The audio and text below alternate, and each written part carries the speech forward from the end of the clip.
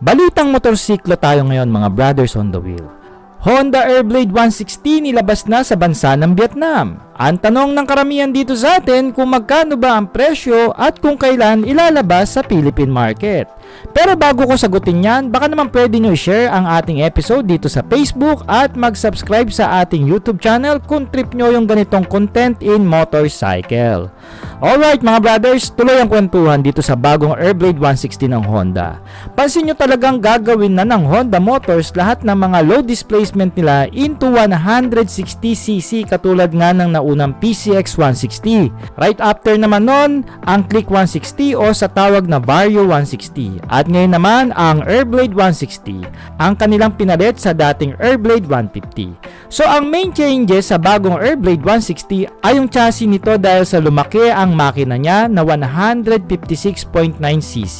Single cylinder, 4-stroke, liquid cooled ang cooling system. And of course, 4-valve na rin niya na single overhead cam with the PGM FI ng Honda ang fuel system na may lakas ang makina na 15.5 horsepower at 8,500 RPM and output of torque of 15 Nm at 6,000 RPM with the ESP or sa tawag na Enhanced Smart Power Technology ng mismong Honda for better engine performance and fuel economy. So itong 160 engine ng Honda magiging standard na sa mga kilalang scooter nila at talagang itong ADB 160 na nga lang ang hinihintay mailabas ng maraming fans ng Honda.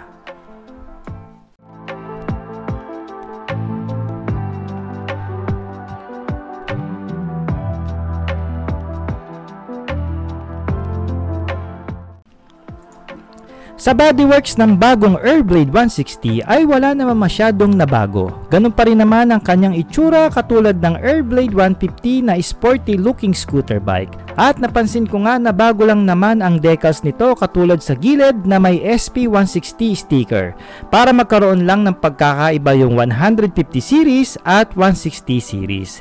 In instrument cluster, ito pa rin yung digital design panel ng Airblade na may complete details in indicators and meter. Same pa rin ang goma nito na 90/80 sa harap at 100/80 sa likuran na may 14 inches wheel mags na tubeless na rin.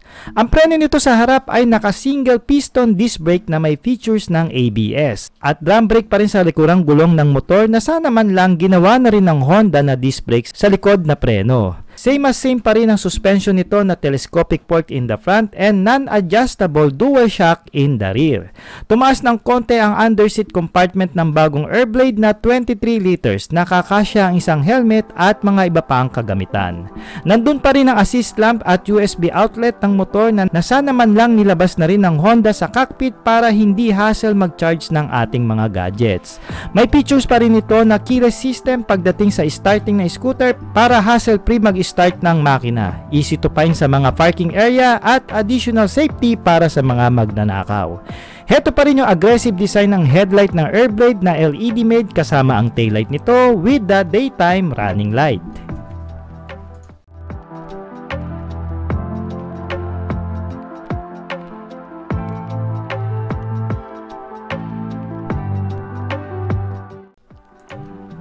Sa bansa ng Vietnam, may presyo ito na 128,000 pesos. At siguro tataas ng konti ang presyo nito pag tumungtong sa Philippine market.